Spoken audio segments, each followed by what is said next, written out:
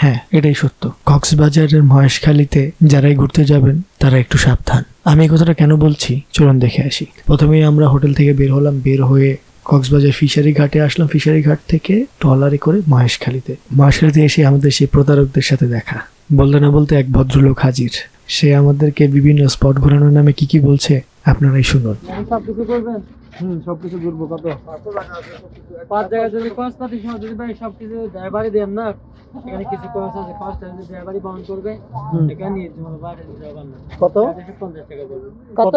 1350 1350। যাওয়ার আসা ভাই খরচ পাতি সহ 1350। 220 টাকা যেটাই খরচ আছে না, খরচটা ড্রাইভারই বহন করবে। আর একটা যে 2 সিটের রেসি দেখেন না, একটা রেসি 900 টাকা খুঁজলাম না, দেখেন। বুঝতেই তো পারলেন। এখন যে ভদ্রলোককে দেখলেন ইনি হচ্ছে ওই মহেশখালী ট্রলার ঘাটের জেটির যে হাঁটার অংশটুকু ওইখানেই ওনার সাথে দেখা। ইনি হচ্ছে প্রথম প্রতারক। এখানে অনেক অটো ড্রাইভাররা এখানে দাঁড়িয়ে থাকে বিভিন্ন ট্যুরিস্টদের নেওয়ার জন্য। লোকাল কোনো মানুষ এই অটোতে চড়ে না। এই যে একটি ভদ্রলোক আসছে, সে কি বলে শুনুন।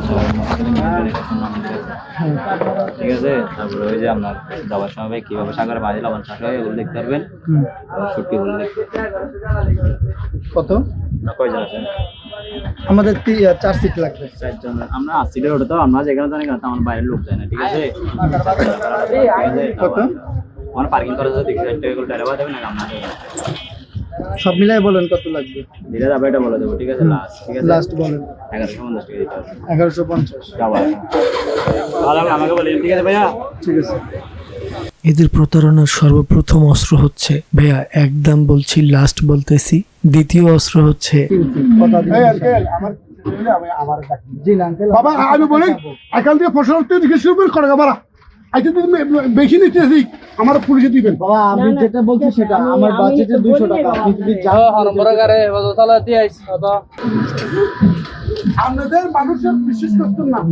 আমরা মুসলমান, আমি মুসলমান, যেটা পারবো সেটা আমি তো মুসলমান, আমরা মুসলমান, আমি আমরা মুসলমান, আমি মুসলমান। আমরা যদি 50 টাকা ছাগল তো খুঁজে পাই, এটা তো আমি আপনার আমি 50 টাকা আমি 30 টাকা তো পাঁচটা জমতো না। সবচেয়ে বড় অস্ত্র যেটা 7-8টা জায়গা ঘোরাবে। এখানে হচ্ছে সবচেয়ে বড় টুইস্ট যে আমরা সাধারণত টুরিস্ট যারা ঘুরতে যাই তারা কি ভাবি, মানে 7টা দর্শনীয় স্থান। তার মানে কি আমরা ভাববো হচ্ছে এক একটা স্পটের দূরত্ব একটা থেকে আরেকটা দূরত্ব মিনিমাম 20 মিনিটের, 7 দুগুণে 14, 3-4 ঘন্টার প্রায়। তার মধ্যে আবার আমরা সেখানে থাকবো। যে একটা লোক প্রায় 14-15 কিলো বা 30 কিলো রাস্তা যাবে আমাদের সাথে, সারাদিন থাকবে, ঘুরবে। তো এই ক্ষেত্রে তো 1300-1400 টাকা চাইতেই পারে। তার মধ্যে 7টা স্পট, এটাই হচ্ছে সবচেয়ে বড় বোকামি আমাদের। ওনারা যে 7টা স্পটের কথা বলে, এই 7টা স্পট কতটুকু দূরত্বের মধ্যে সেটা আমি আপনাকে একটি চিত্র দেখাচ্ছি গুগল ম্যাপ থেকে। গাড়িতে গেলে কতক্ষণ লাগতে পারে আর অ্যাকচুয়াল রাস্তার দূরত্ব কতটুকু। তো আপনারা তো শুনতেই পেলেন, একজন বলছে 1300, একজন 1150, 1100, 700, 800। শেষে এই ভাড়াটা এসে দাঁড়িয়েছে 250 টাকায়। তো আমার দর্শকদের মধ্যে যারাই মহেশখালী ঘুরতে যাবেন, কক্সবাজারে মহেশখালীতে ঘুরতে যাবেন, তারা অবশ্যই এই স্ক্যামটা থেকে সাবধানে থাকবেন এবং নিজেকে সেভ করবেন, অন্যকে সেভ করবেন। আচ্ছা, আপনাদের মধ্যে কারা কারা এরকম স্ক্যামের শিকার হয়েছেন তারা অবশ্যই আমার কমেন্টে জানাবেন এবং এই ব্যাপারে কি ধরনের প্রতিবাদ গড়ে তোলা যায় সেটা একটু কমেন্টে জানাবেন।